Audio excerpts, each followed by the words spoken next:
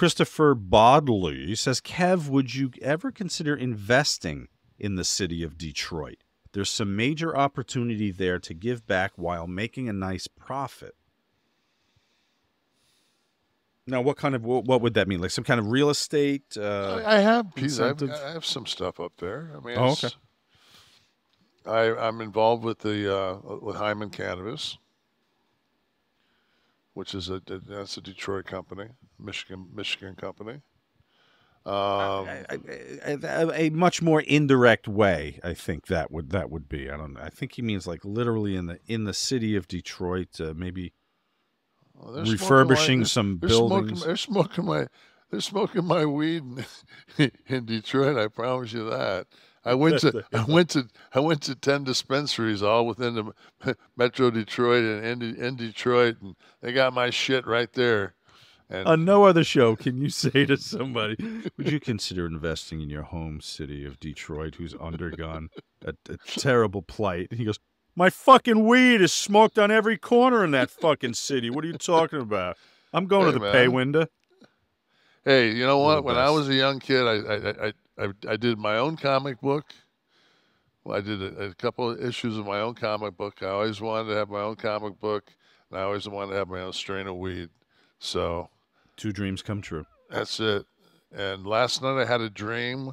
I did a movie with Matt Damon, and I got an Academy Award for supporting actor What in was the this. part? Do you remember anything about it? I know that I had this long curly, like I almost looked like Stern, like my hair was kind of sternish but much longer, and it was one of the coolest dreams I ever had because every time I'd wrap a fucking scene, he'd be like, "Fucking dude, you're just killing it."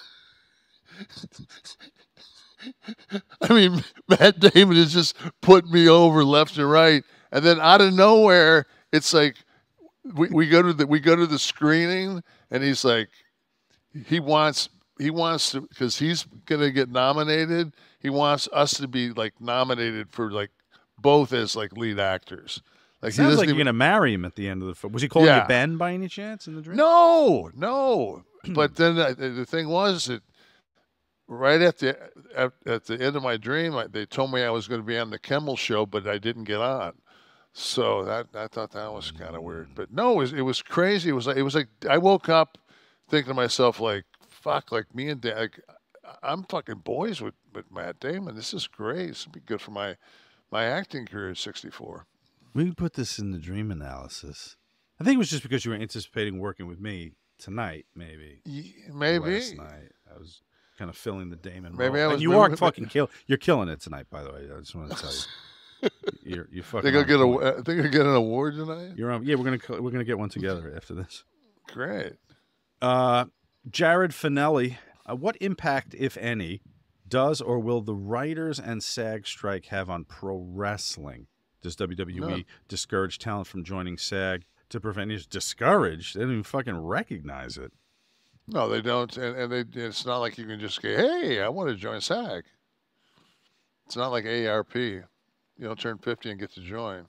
I don't know. I think nowadays that was one of the things with the merger when SAG and AFTRA, not to be too geeky here, but when SAG and AFTRA merged, one of the things I was against was the ease of AFTRA.